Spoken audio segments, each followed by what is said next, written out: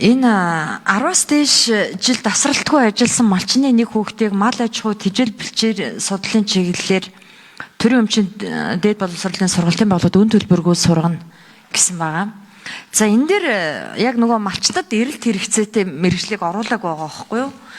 Малын эмч жишээ нь энэ боловсролын яам журмыг гаргадаг. Хөдөө аж ахуйн сургуулиас байгаа юу? Энэ асуултанд надад хариулж өгөөч. Уг нь хараа орон нутгийн хөгжилд ирээдүйд шаардагдах орон нутгийн хөгжилд дэм болох хуйцаар мэргэжлүүд зөндөө байна. Хөдөө аж ахуйн инженерчлэл, усны инженер, агроном, хүнсний технологи, байгаль орчин, бэлчээрийн менежмент. Гэтэл ямар ч амьдралгүйгээр ийм хоёр чиглэлээр сургаж байгаа. Дээрэс нь хувийн хвшлийн сургуулиудад сургаж болох уу?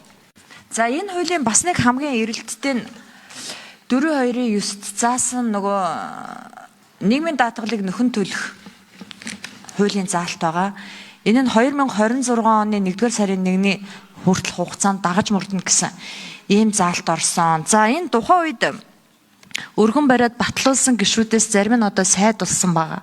За бидний энэ ажлын хэсэгт ирүүлсэн мэдээлэлээр бол нийгмийн хамгааллын сайд Давуу Бакираас энийг бол хэрэгжүүлэх боломжгүй гэсэн тийм мэдээлэл ирсэн байгаа. Энэ яагаад боломжгүй юм бэ?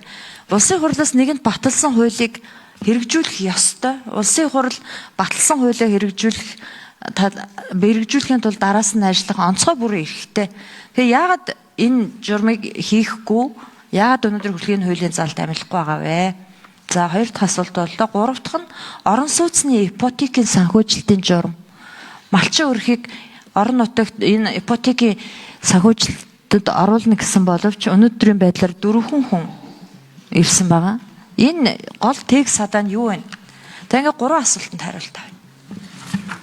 За эхлээд боловсролын яамны төлөөлөл хариулъя. Дараа нь хөдөө аж ахуйн байсан уу юу? их сургуулийн төлөөлөл хариулъя. Тэгээд энэ гэр бүл хөдөлмөр нийгмийн хамгааллынхан бас бэлдэж байгаарай. 17. За мөнх асуулгын гишүүний асуултанд хариулъя. Боловсролын яамны төвийн нэр бичгийн дарга нэм очир. Тэгэхээр малчны тухай хуулийн 4.2-5 дээр яг нөгөө эрэлтэд тэргүүлэх мэргэжил аюу суралцах мэргэжил буюу мал аж ахуй тэжээл бэлчээр гэдэг маш тодорхой заагаад өгсөн. За энэтэй холбоотой засгийн газрын 2025 оны 215 дугаар тогтоолоор дээд боловсролын сургалтын байгууллагын суралцагч тэтгэлэг зээл буцалтгүй тусламж олгох дэмжлэг үзүүлэх зээлийг иргэн төлөвлөх журам дээр яг энэ одоо хоёр мэргэжлэр нь тусгайлаад одоо тэтгэлэг зээл хамруулахаар ингээд заагаад өгчихсөн.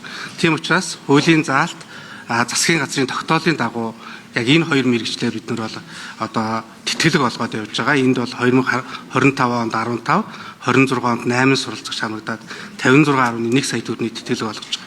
За зөвхөн энэ хуулиас гадна бид нар одоо яг хөдөө аж ахуйн чиглэлээр суралцагчийн тоог нэмэгдүүлэх зорилгоор ялангуяа мэргэжлийн болон техникийн боловсролын тэргүүлэх болон эрэлттэй мэргэжлийн загсаалтанд мал аж ахуй, мал зүү, мал амтны эмнэл зүү, фермерийн аж ахуй эрхлэлд, ноос эсхий боловсруулалт, өслөг эдлийн бүтээгдэхүүн гэдэг ийм мэргэжлүүдийг бас эрэлтэд тэргүүлэх мэргэжлүүдэд оруулж байгаа. За дээрэс нь дээд боловсрол дээр бол бас яг одоо энэ чиглэлээр одоо мах сүү үйлдвэрлэлийн технологи, тэжээл бичээл судлалын хөтөлбөрүүдийг бас индексүүдийг батлаад бас агсан түвшний магистр докторийн хөтөлбөрүүдийг бас батлаад за энэ чиглэлээр одоогийн байдлаар бол нэг 11 сургууль дээр хөтөлбөрүүд хэрэгжиж тавьж байна гэсэн ийм тоо судалгаа.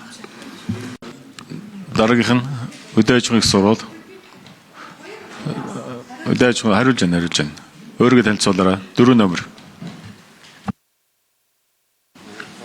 За та бүхний өдрийн мэнд төргий. Би хөдөө аж ахуйн их сургуулийн сургууль эрхэлсэн проректор Буян Баатар байна. За мөнх солон гишүүний асуултанд хариулъя.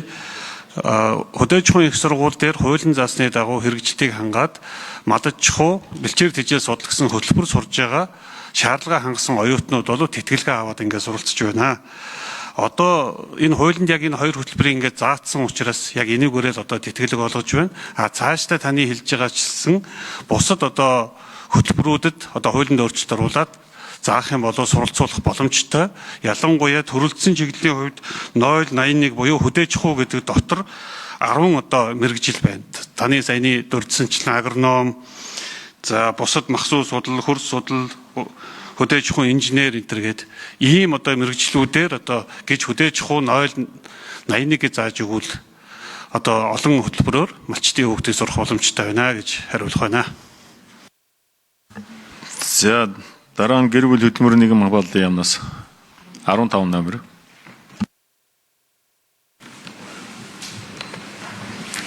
За гэр бүл хөтөлбөр нийгмийн хамгааллын яам нийгмийн даатгал хоримтлын сангийн бодлогын газрын дарга Эренцаанд мөнх баясгалан гишүүний асуултанд хариулъя. За малчны тухай хуулийн 4.2-9-д бол хууль өндөр насны тэтгэврийн даатгал тогтоолгоогүй малчны тэтгэврийн даатгалын шимтгэлээ нэг удаа нөхөн төлөвлөх гэж бол заасан байгаа. Тэгээ үүний хүрээнд бол гэр бүл хөтөлбөр нийгмийн хамгааллын яамнаас бол 2024 оны 11-р сар 2025 оны 3 болон 9-р сард бол бүх засгийн газрын гишүүдээс санал авах бичгийг бол явуулж санал авсан байгаа. Тэгэд энэ хуулийг хэрэгжүүлж эхлүүл 38158 малчин бол хамрагдаад эхний жилдээ 4600 малчин тэтгэврт гарахад 29.9 тэрбум төгрөг шаардлагатай. Хоёр дахь жилдээ 6800 малчин хамрагдахад 42.8 тэрбум шаардлагатай. Гэх мэтчлэн явсаар эхний 5 жилд бол 375 тэрбум төгрөг бол шаардлагатай байгаа. Тэгээд 2025 болон 2026 оны За гүйцэж хариулъя. Төсөвт бол энэ хуулийг хэрэгжүүлэх зардал бол тусгагдаагүй байна. За нийгмийн даатгалын хуульд бол малчид бол харьцангуй давуу эрхтэй оролцдог. Тухайлбал шимтгэлийн 50%-ийг бол төрөөс бол хариуц төлдөг байгаа. Үүнд бол 2025 оны үед бол 57600 малчин амрагдаад 29 тэрбум төгрөгийн шимтгэлийн хөнгөлөлт үзүүлсэн байна. Мөн 2017 оноос эхлээд хэрэгжиж эхэлсэн хуулиар бол малчид тэтгэврт гарах ердийн наснаас 5 жилийн өмнө бол тэтгэврт гарч байгаа. Ингэснээр бол эмэгтэй малчин 50 наснда, эрэгтэй малчин бол 55 наснда тэтгэврт гарах юм давуу эрхтэй бол байгаа.